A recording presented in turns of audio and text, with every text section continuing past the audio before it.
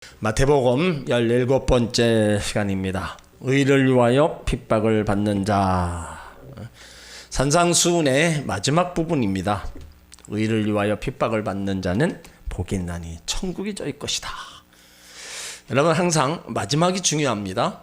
그러니까 지금까지 말한 것의 결론이고 종합입니다. 다른 복은 다 끝에 복이 있나니 한 번씩만 있어요. 그런데 의를 위해 사는 복은 두 번이나 복이 있다고 얘기합니다. 10절에 복이 있나니, 11절에 복이 있나니. 자, 발견하셨습니까? 안 보여요? 10절에 복이 있나니, 11절도 복이 있나니. 왜 그러냐? 지금까지 말한 복이 이것 때문이라는 거예요. 3절에 심령이 가난해야 합니다. 왜 가난해야 돼요? 가난 자체가 목적은 아닙니다. 의롭게 살기 위하여 가난해야 된다는 거예요. 4절에 애통하는 자는 복이 있다. 왜 애통을 해요? 맨날 울고만 사는 것이 복입니까? 의롭게 살기 위해 애통하는 겁니다. 온유한 자, 의에 줄인 자, 또 목마른 자, 긍휼히 여기는 자, 마음이 청결한 자, 화평케 하는 자, 다 복이 있습니다. 왜요? 의를 위하여 살기 때문입니다. 그래서 여기 의가 팔복의 최종 목적지입니다. 팔복의 마지막 복인 의를 위하여 핍박을 받는 사람이 복이 있다. 핍박받고 고난받는 것이 왜 축복이라고 얘기를 해요? 손해보고 억울함을 당하는 것이 축복이라고 말할 수 있습니까? 이것은요, 원수까지도 사랑하라 하신 하나님 말씀과 함께 기독교의 본질을 보여주는 말씀입니다. 그러니까 예수 믿는 그리스도인의 모습과 성품이 어떤 것인가를 잘 보여주는 말씀입니다. 기독교의 진리 중에는 역설적인 진리가 많습니다.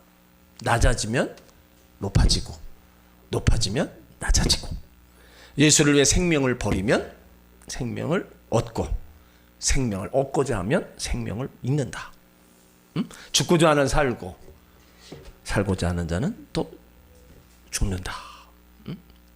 여기 의를 위하여 핍박받는다는 이 말씀은 의롭게 살기 위해 고통받는다는 것을 뜻하는 게 아닙니다. 예수님을 인하여 핍박받는 것을 얘기합니다. 그래서 그 의를 위하여 핍박받는 자가 복이 있나니 말씀하시고 나서 바로 이어지는 게 뭐예요? 11절에 나를 인하여 핍박을 받을 때 복이 있다는 겁니다. 그러니까 팔복의 복이 있나니 말씀이 두 번 반복되는 곳은 바로 의를 위하여 핍박을 받는 자에게 뿐이라는 거예요. 의를 위하여 핍박받는 자에게 갑절의 복이 부여됩니다. 우리가 예수 믿고 하나님 말씀으로 살아가려면 여러 가지 핍박이 따르게 돼 있어요. 예수 믿는 것 때문에 따돌림 당하고 억울함을 당하고 때로는 병신 취급받을 때도 있어요. 그러나 이러한 핍박을 받을 때 오히려 복이 된다는 사실을 깨닫고 담대히 주님을 믿고 복음 전하며 살라고 주님이 지금 우리를 격려하고 계시는 겁니다. 내가 신앙생활하는데 당하는 많은 어려움이 있을 거다. 핍박이 있을 거다. 그래도 어떻게 해요? 핍박받는 자에게 복이 있다. 그러니까 주님이 격려해주고 계시는 거예요.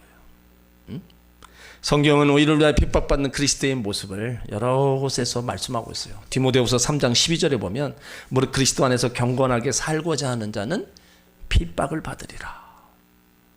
갈라디아서 4장 29절에 그때 육체를 따라 난 자가 성령을 따라 난 자를 핍박한 같이 이제도 그러하도다. 요한복음 15장 18절에 세상이 너를 미워하면 너희보다 먼저 나를 미워한 줄 알라. 너희가 세상에 속하였으면 세상이 자기 것을 사랑할 터이나 너희는 세상에 속한 자가 아니요 도리어 세상에서 나의 택함을 입은 자인 거로 세상이 너희를 미워하느니라.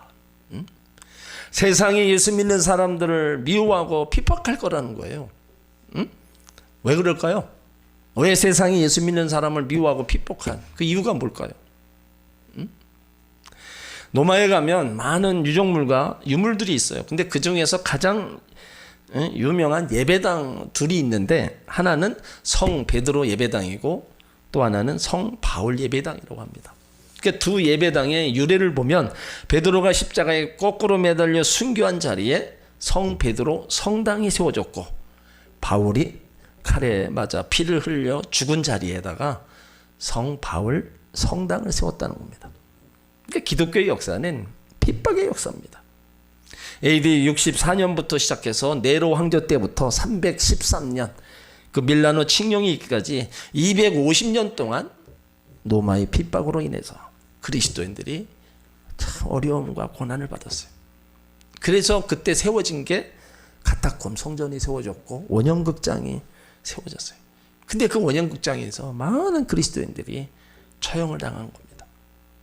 히브리서 11장 33절 이하에 보면 그 믿음의 선진들이 죽어간 모습들이 다 기록되어 있어요.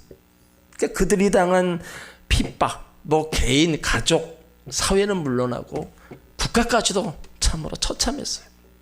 심한 고문과 불에 달군 그 쇠로 지지고, 눈을 빼고, 그 사지를 찌르고, 사자밥이 되기도 하고, 십자가형으로도 죽이기도 하고, 기름 가마솥에 튀겨 죽이기도 하고, 가죽을 벗기고, 톱으로다가 두 동강에 내고,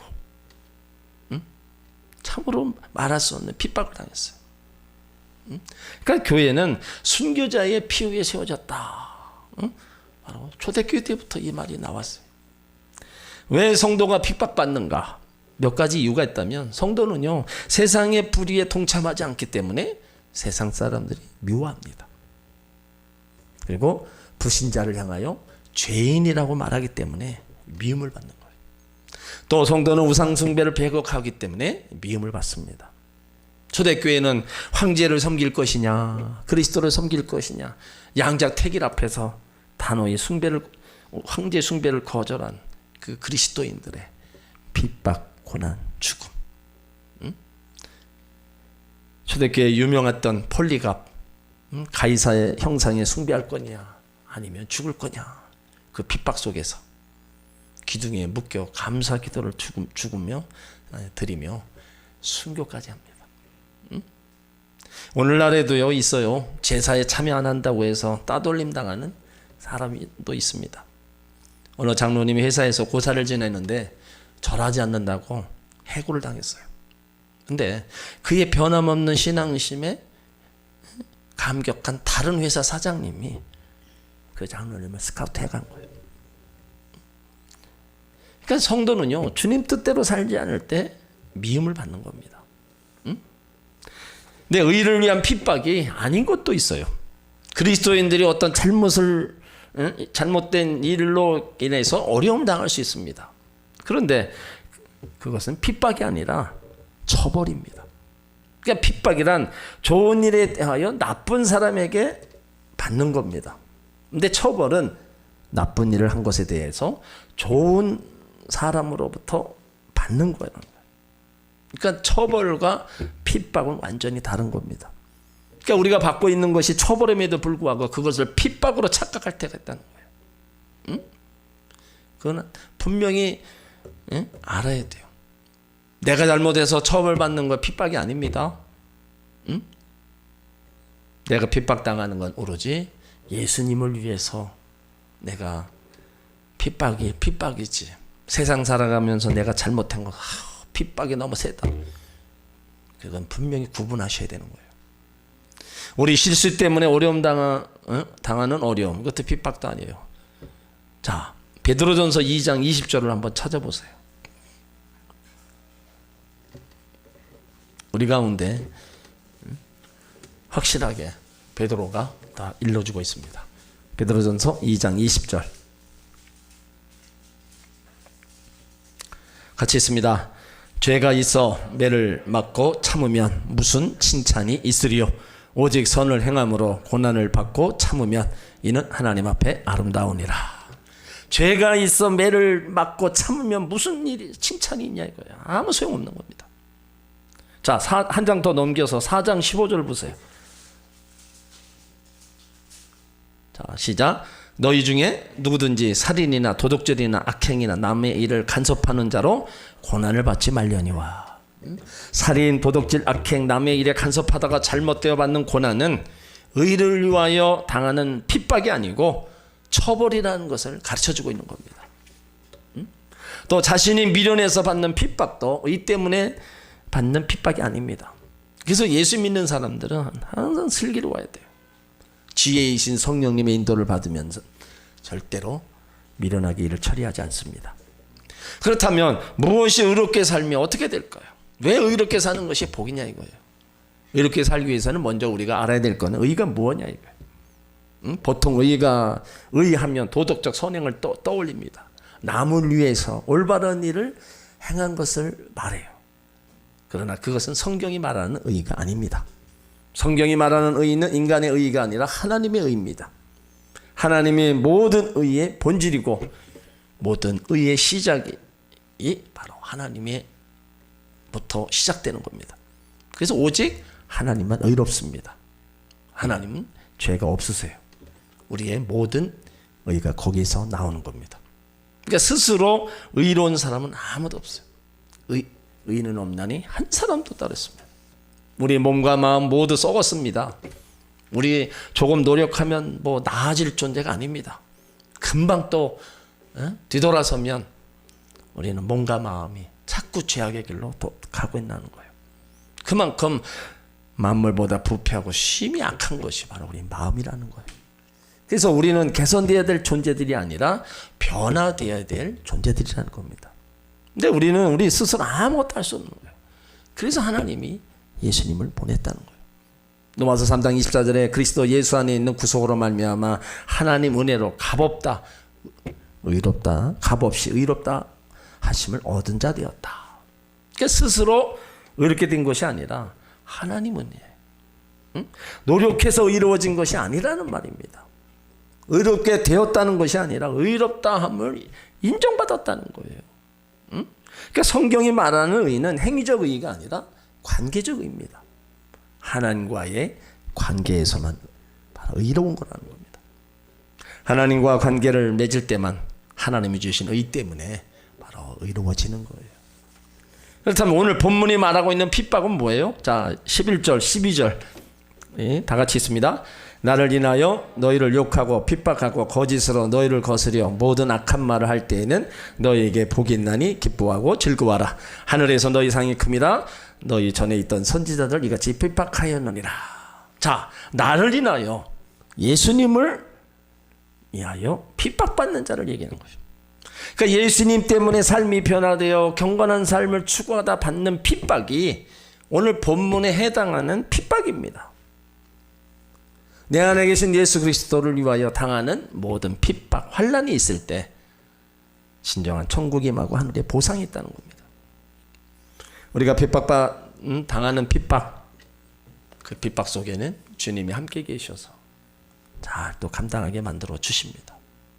그러면 왜 하나님은 그리스도인들에게 핍박을 허용할까? 이 핍박은요, 진정한 성도를 구별하시는 하나님의 수단입니다.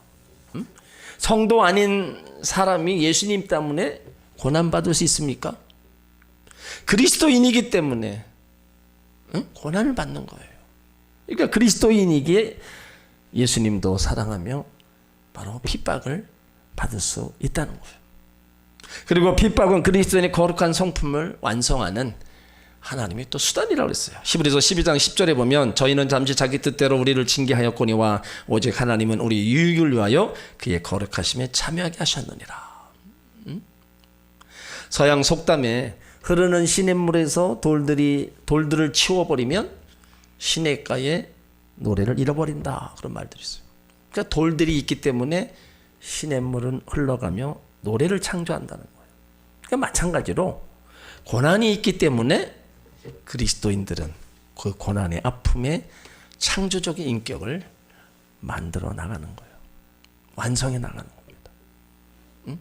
그래서 그 고난이라는 것이 결코 나쁜 것만은 아닙니다. 때로는 그 고난이 나에게 유익이 되기도 한다. 시편 119편 67절에 고난 당하기 전에 내가 그릇 행하였다니 이제는 주의 말씀을 지키나이다. 몰랐다가 고난받고 깨닫게 보니까 이제 말씀을 또 지키게 되는 그런 삶으로 변화되어 가는 거예요. 그리고 핍박은 주님을 만나는 체험의 계기가 된다는 겁니다. 다니엘 3장에 그 다니엘의 친구들이 바로 7배나 더해진 풀무 앞에서 외쳤어요. 거기서 주님을 만납니다. 욥도 환난 중에 고백하기를 내가 주께 들어 귀로만 들어 듣기만 하였었다니 이제는 주를 봅니다. 그 고난 중에 그 핍박 중에 바로 주님을 만나는 그런 역사가 있다는 거예요. 최근 통계에 보면 북한에도 기독교인이 있고 많은 기독교인들이 핍박받고 있는 것으로 알려졌어요. 국제 그 선교단체에 의하면 북한의 교인 수가 적어도 20만에서 많으면 50만에 달하는 것으로 봅니다. 그중 5만에서 7만 5천은 신앙생활한다는 이유로 수용소에 수감되어 있는 것으로 파악되고 있어요. 그러니까 이 기간을 통해서 북한의 그 지하계 교인들이 당국의 눈을 피해서 몰래 성경을 읽는 사진을 공개하기도 했습니다. 그러니까 북한 내 지하교회 한 5, 6명이 모여서 좁은 방에 앉아서 그 희미한 불빛으로 숨을 죽이고 성경을 읽는 모습, 그것을 공개하기도 했어요. 그러니까 이들이 예수 믿는 방법은 부모로부터 물려받은 경우도 있고 탈북을 통해 중국 여행하면서 그 기독교인들의 은신처를 제공받고 복음을 접한 후에 다시 북한으로 돌아와서 가족과 친지, 지인들에게 복음을 전하는 것을 알려졌어요. 그러니까 북한에도 성도가 있다. 근데 많은 핍박 가운데 신앙을 이어가고 있다는 거예요. 우리 다 하나님의 백성, 또 우리 가깝게는 우리는 다 동포들이잖아요.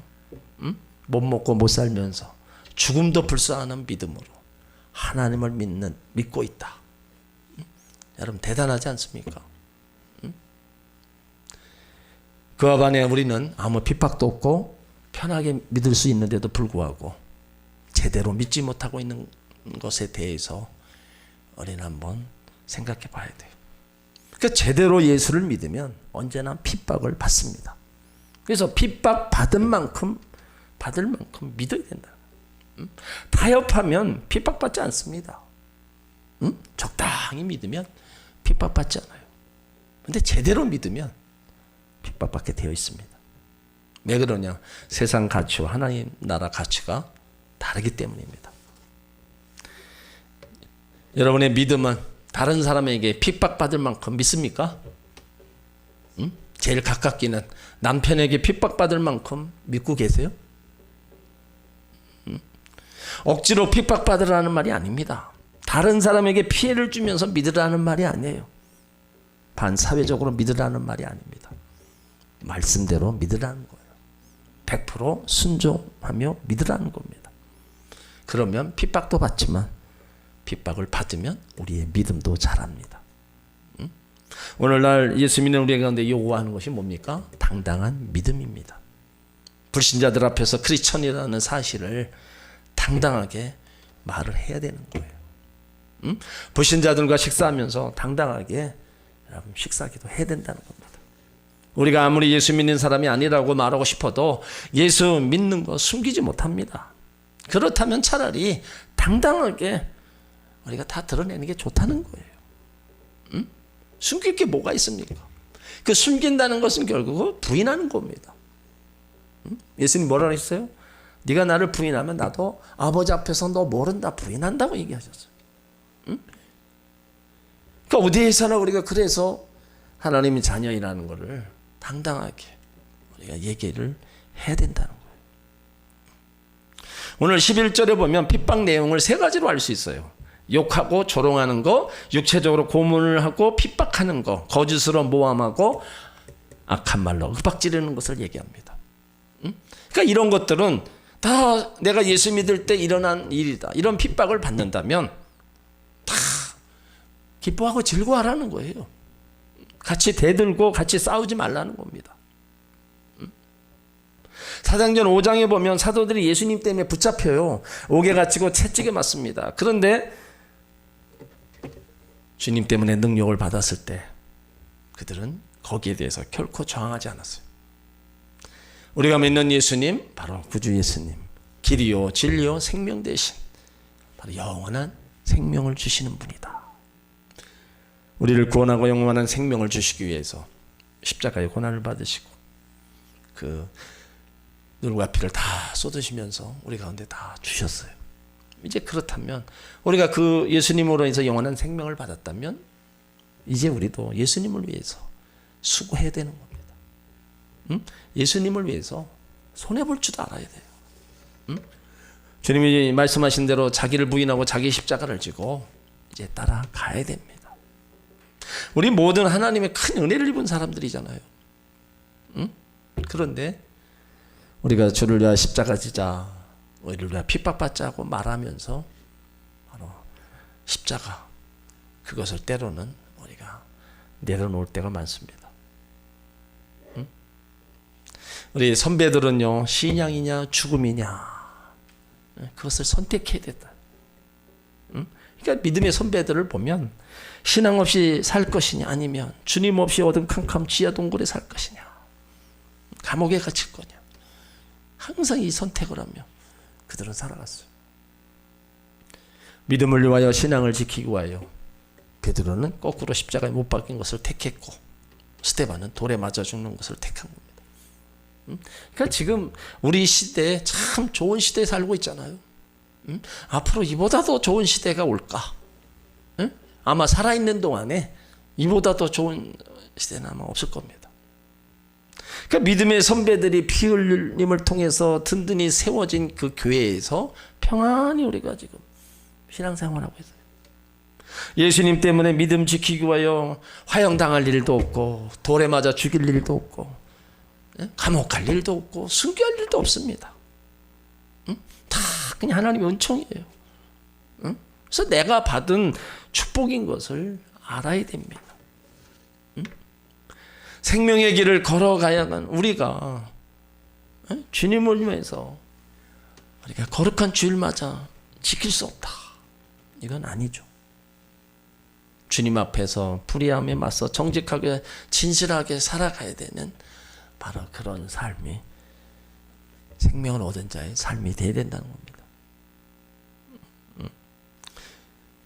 우리가 남은 생에 뭐 어떤 더 핍박이 올지는 모르겠지만 우리는 그것들을 다 참고 지금까지 살아왔어요. 그래서 앞으로도 또 그렇게 가야 됩니다. 이제는 주님을 위해서 뭔가를 우리가 남은 생애 동안 또 하고 손해볼 줄도 알아야 돼요. 주님을 위해서 나의 시간 재물 내 영광마저도 다 포기하고 우리가 남은 생애를 더 주님의 기쁨이 되고 보람이 되는 그런 삶으로 우리가 살아가기를 힘쓰고 애써야 된다는 겁니다. 이렇게 의를 위하여 핍박받는 자는 천국이 저희 것임이라 그랬어요. 여기 천국은 두 가지로 이해할 수 있습니다. 현재적 천국입니다. 하나님이 우리를 통치하시는 곳이 바로 천국이에요. 그리고 죽어서 올라가는 천국입니다. 영원한 하나님 나라를 얘기하는 거예요. 그러니까 이 땅에서도 천국을 누리고 죽어서 영원한 천국을 누린다. 이 땅에서의 천국은 내 주변에 하나님이 통치하시는 일들이 있고 내 심령 안에 주가 주시는 기쁨과 평강이 하나님 나라가 임하는 것. 이것 또한 이 땅의 천국입니다. 지상의 삶이 전부여 현재의 삶이 전부라면 우리가 무엇 때문에 의를 위하여 핍박받겠어요? 우리에게 이 천국이 약속되어 있기 때문에 그런 핍박들을 우리가 다 받고 나가는 겁니다. 믿음의 선진들이 그렇게 죽어갔던 이유가 뭐예요? 더 나은 본향을 바라본 거예요.